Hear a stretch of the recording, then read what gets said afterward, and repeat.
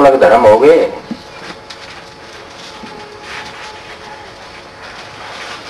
एक जगह गोबर और पेशाब गंदगी है, दूसरी जगह वो खुराक है कीड़ों की, फसल की मदद करती है, फसल के लिए भोजन है। जो आदमी के लिए बुराई है, आदमी गंदी हवा जिसको बाहर काट देता है, कार्बन डाइऑक्साइड, वही पौधों के लिए भोजन है। और पौधे नहीं होंगे, पशु नहीं होंगे तो आप कैसे हो सकते हैं? ये सारी सृष्टि को मिलकर चलना होगा, जो सबका धर्म होगा, जिसको सारे मानते होंगे, वो धर्म है एक इंसानी धर्म है। इंसान के लिए सच्चा हो सकता है और पशु के लिए सच्चाई ना होगा बात, हो सकता है पौधों के लिए सच्चाई ना होगा बात। तो इसलिए मैं बोलता हूं कि प्यार प्रेम को पौधा भी समझता है, पशु भी समझता है। मैं कहता हूं निर्जीव चीज आपके पास है, वो भी समझती है। मैं एक वैज्ञानिक हूं, उस आधार पर बोल रहा हूं। हाँ, इतना मानती हो कोई बात नहीं है, आप करके देख लेना।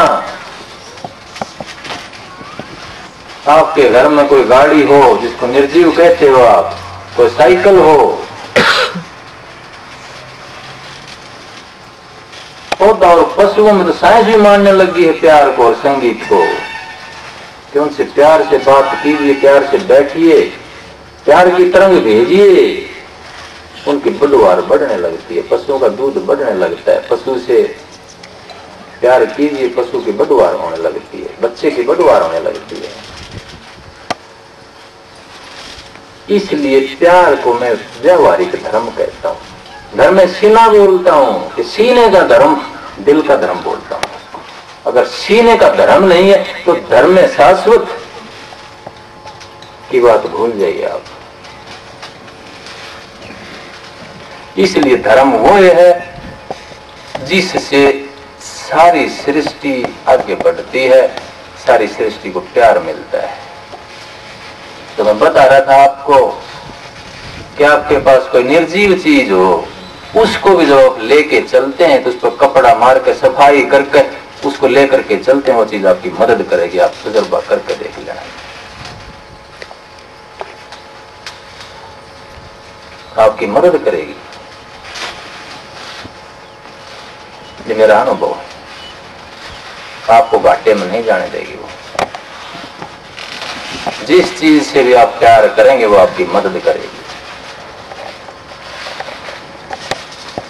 ईसा मसीह क्या कहते हैं कि लव, प्यार कीजिए, through love you will know God, कि प्यार के द्वारा ही तुम परमात्मा को जान सकते हो। Because love is God.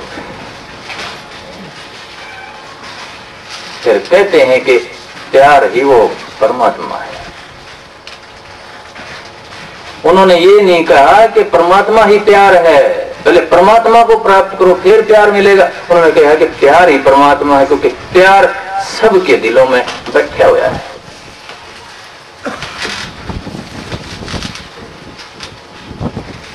इसी तरह संगीत, वो शब्द, वो नाद जिसको बाइबल ने वर्ड कहा है, लोगोस कहा है, इस्लाम ने कलमा कहा है, आवाज़े मुस्तकीन कहा है, वो शाश्वत धर्म बोलता हूं मैं। प्रेम को अगर व्यावहारिक धर्म बोलता हूं तो मैं संगीत को शाश्वत धर्म बोलता हूं। और जहां भी गति है, जहां भी बदलाव है, वहीं शब्द होगा, वहीं शब्द अवश्य होगा। ये आपकी साइंस कहती है कि जहां भी मोमेंट होगी वहां आवाज होगी।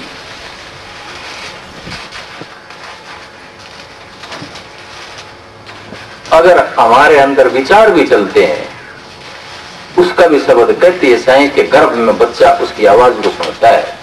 विचारों की, चलते हुए विचारों की आवाज भी बच्चा सुनता है।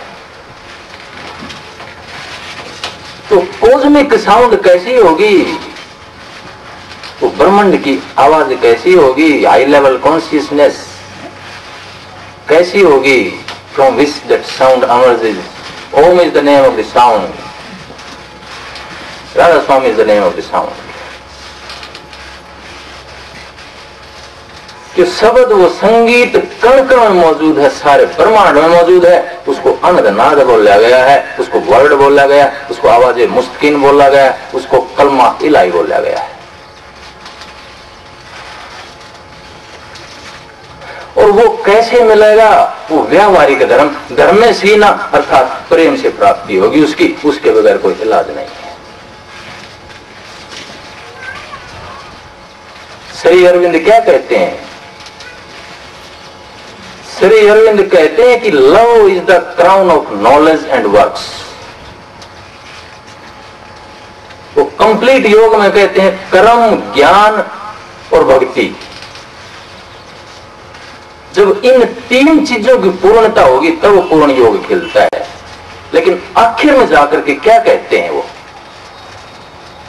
कि जो प्रेम है वो ज्ञान और कर्म का सिरमौर है। यही विवेकानंद कहते हैं कंप्लीट वर्कशॉप विवेकानंदा में कि this world, this universe has emerged from the love. प्यार एक सरिता की तरह, एक नदी की तरह बहता है और सारी सृष्टि, सारा ज्ञान उस प्यार से निकल करके आता है, उस प्यार के गर्भ से निकल करके आता है।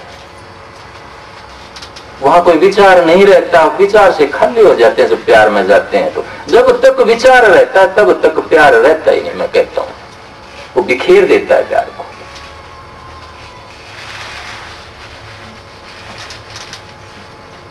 इस्लाम में छोटी छोटी बातें सुनाई गई हैं। क्या कहता है कि सारी चीजें सुखी जो संत हुए हैं वो कहते हैं कि वो हीरा कहां है।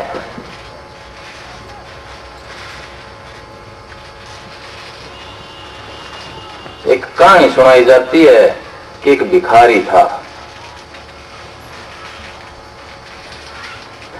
भिखारी भीख मांगता था, उसे चला फिरा नहीं जाता था। एक जगह बैठ करके भीख मांगता रहा। वो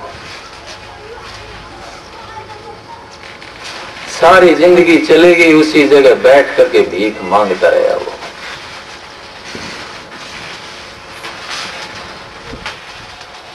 तो जब अंत समय आता है भिखारी का तो वो मर जाता है। वो मरने के बाद उसको उठा के लोग फेंक देते हैं कि सारी जिंदगी इसने बड़ी गंदगी मचाई है।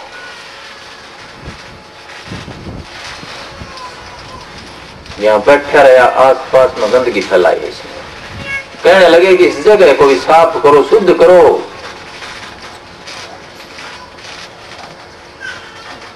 तो बाद में उस पर पानी मार करके उसको शुद्ध किया गया। फिर किसी ने कह दिया कि इस मिट्टी को भी पाड़ कर फेंक दो।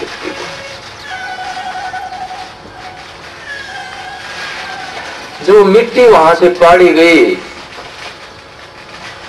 तो उसके नीचे खजाने निकले, अपार खजाने। लोग कहने लगे कि देखो सारी जिंदगी भीख मांगता हुआ चला गया, इसके नीचे जहां बैठता था उसके नीचे खजाने दबे हुए थे।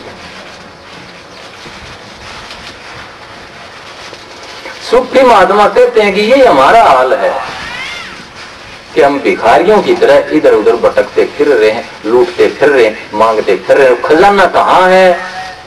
वो खजाना हमारे अंदर ही छिपा हुआ है। कबीर साहब कहते हैं कि मोको कहां ढूंढे रे बंदे, मैं तो हूं तेरे पास में। फिर कहते हैं कि पानी में मीन पियासी, मोहे सुन सुन आवत हांसी। आत्म ज्ञान बिना नर भटके, कोई मथुरा कोई काशी।